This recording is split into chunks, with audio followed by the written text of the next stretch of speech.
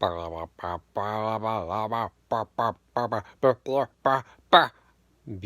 Bricks.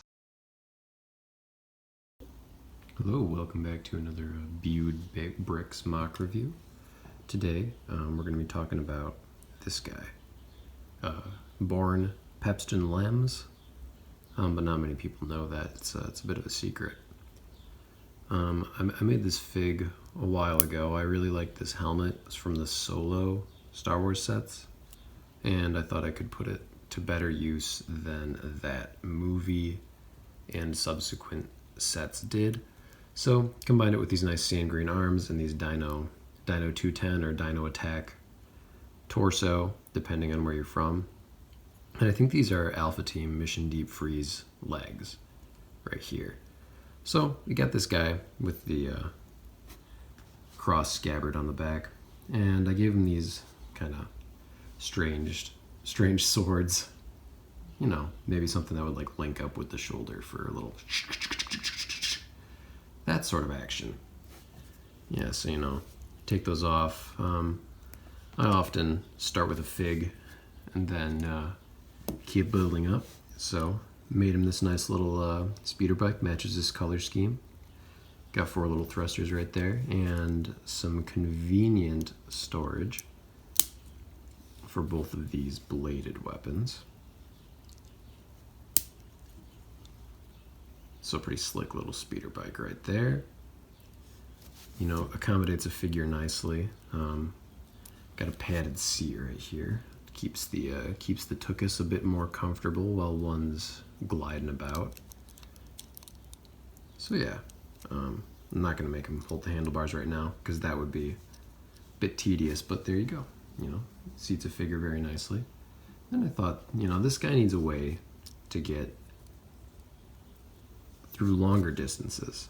So this bike, you put the steering column, you tuck it in a little bit, you fold this back so it's flat.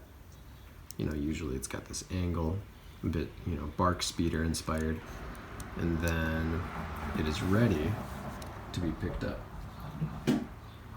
by this guy. Just like that, except I'm not clever enough to make something you can, you know, pick up no hands. So we've got, you know, this little anti-stud right here and this peg, and the bike can clip right in on the bottom very neatly. Fits in very nicely. So we've got this. Still working on a name for it. If you've got any good ideas, just kind of shout them out. It's got these nice rounded ends. Very proud of those. Let me get my hands out of the way.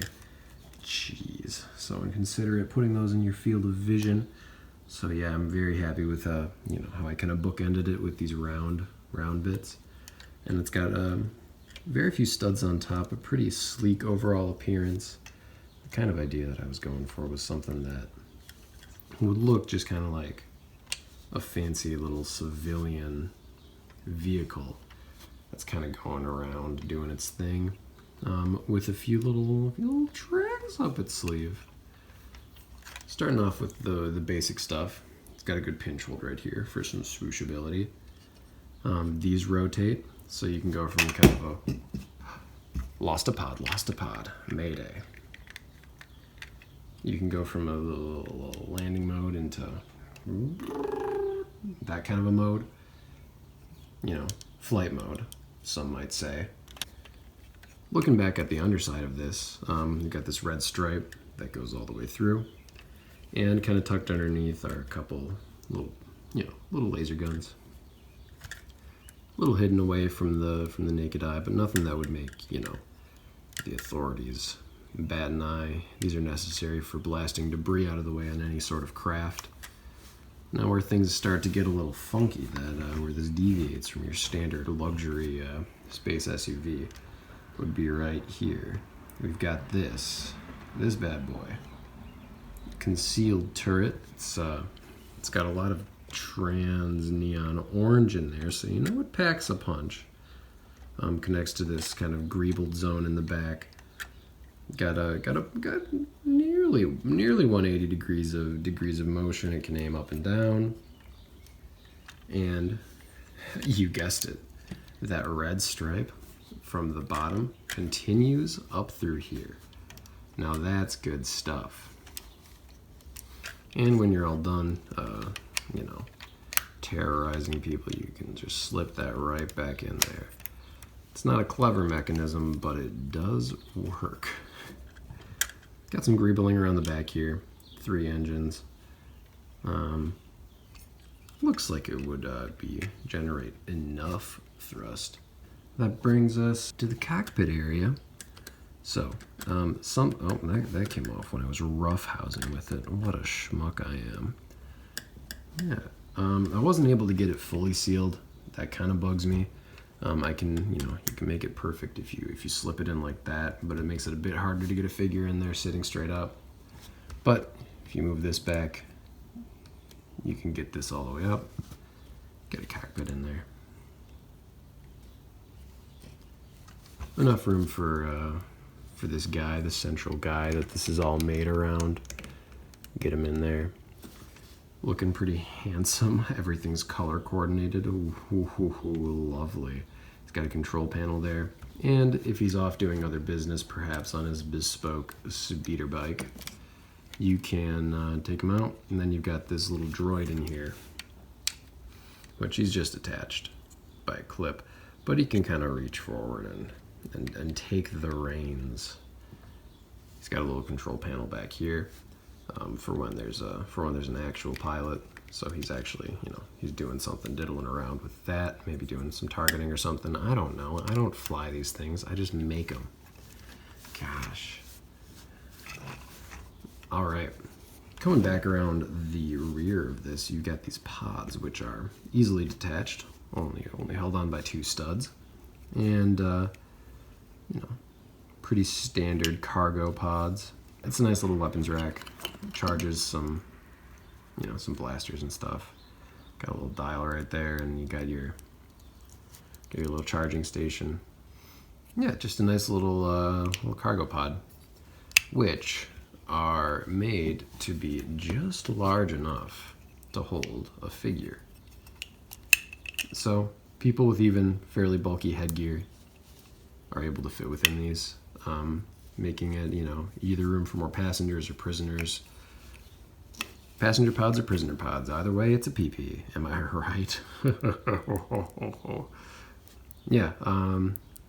Here's a little henchman for our main guy right here, Peppston Lemms.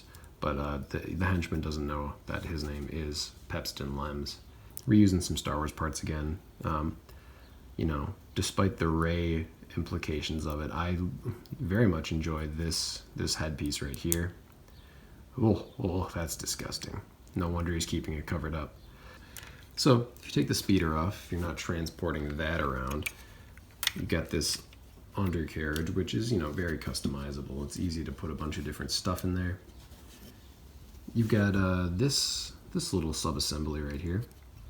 It's a little pod for a gunner to sit in. It's got this big turret on the end, nice and rounded, or as rounded as, Lego will let you get. So put your guy in there.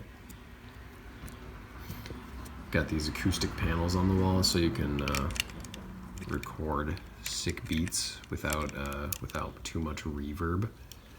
Get your guy in there. And then this little housing for this red part right here connects with this pin. It's easiest to take it out. Stick it in there first. Yeah, just like that. And then you slip that up. You slip it up right into here. The pin goes back into the slot. Everything lines up nice, and really completes the underside. Seal these up. And there you go. Nice and sealed in. Got this little tail gun going on right now. Yeah, that's about it.